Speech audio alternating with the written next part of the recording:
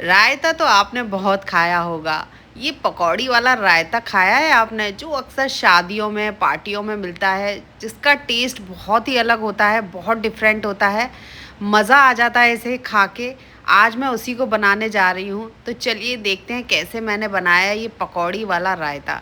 यहाँ मैंने आधा कटोरी उड़द दाल को रात में भिगोने रख दिया था। ये अच्छे से फूल गई है। इसको अच्छे से वॉश कर लेंगे और छलनी में निकाल लेंगे। अब हम इसको मिक्सी जार में डालकर पीस लेंगे। तो इसका पेस्ट बनाना है हमें।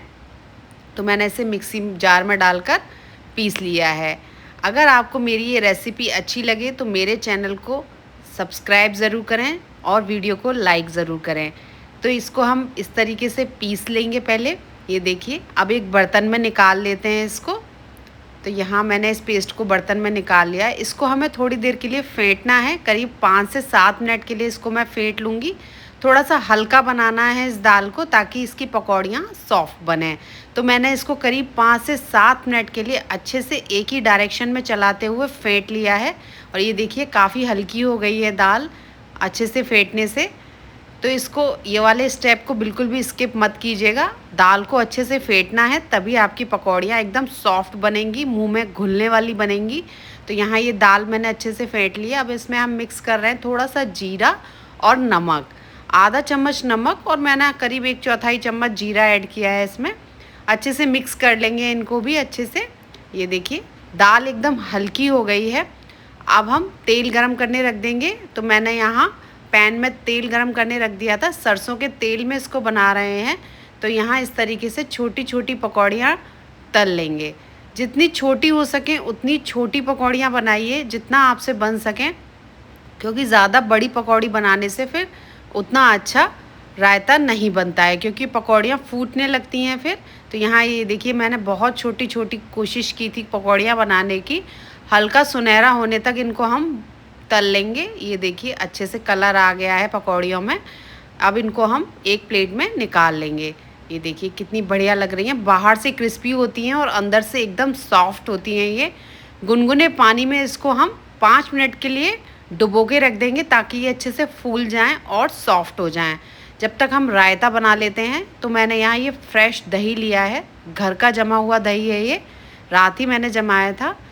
तो जितना रायता बनाना है उतना दही ले लीजिए। इसको थोड़ा सा फेंट लीजिए इस तरीके से। तो इसको हम 2 मिनट के लिए अच्छे से फेंट लेंगे। बिल्कुल भी लम्स नहीं होने चाहिए इसमें। तो इस तरीके से इसको फेंट लेंगे। ये देखिए अब हम इसमें कुछ मसाले ऐड करेंगे। ज़्यादा मसाले इसमें ऐड नहीं किए जाते हैं। तो इसमें हम पहले ऐड करेंगे लाल मिर्च पाउडर। मैंने यहाँ नमक ऐड किया है, सफ़ेद नमक। थोड़ा सा भुना हुआ जीरा ऐड किया है, काला नमक ऐड किया है। और इसको हम मिक्स कर देंगे। सारी चीज़ों को अच्छे से मिक्स करना है। ये देखिए इस तरीके से चलाते हुए। कुछ लोग यहाँ पे चाट मसाला यूज़ करते हैं, लेकिन मैंने काला नमक यूज़ किया है, इसीलिए मैंने चाट मसाला यूज़ नहीं किया है। अब हमने जो पकौड़ियाँ भिगोई थी, इनको इस तरीके से हाथ में लेके निचोड़ते हुए इनका पानी रायते में डिप कर देंगे। ये देखिए इस तरीके से अच्छे से पानी निचोड़ लेंगे इनका और रायते में इनको डिप कर देंगे। अच्छे से मिक्स करेंगे हल्के हाथ से, क्योंकि पकौड़ियाँ काफ़ी सॉफ्ट हो जाती हैं, एकदम मुंह में घुलने वाली। तो इनको अच्छे से मिक्स कर देंगे और 5 मिनट के लिए इसको ढक के रख देंगे, जब तक हम इसका तड़का तैयार कर लेते हैं। तो तड़के पैन में 1 चम्मच मैंने यहाँ सरसों का तेल लिया है। तेल गर्म होने के बाद इसमें डालेंगे जीरा, थोड़ी सी हींग डालेंगे और 1 लाल मिर्च डालेंगे साबुत। इसको चटकाएंगे और तड़के में फैला देंगे। थोड़ी देर के लिए इसको ढक के रख देंगे ताकि तड़के की खुशबू रायते में अच्छे से मिक्स हो जाए। और ये देखिए हमारा तड़के वाला पकौड़ी वाला रायता हो गया है तैयार। बहुत ही बढ़िया, बहुत टेस्टी लगता है। कैसी लगी मेरी ये रेसिपी आपको? अच्छी लगी हो तो मेरे चैनल को ज़रूर लाइक करें, सब्सक्राइब करें, शेयर करें, कमेंट करें और ये टेस्टी रायते का आनंद लें। बाय बाय, एंजॉय करें।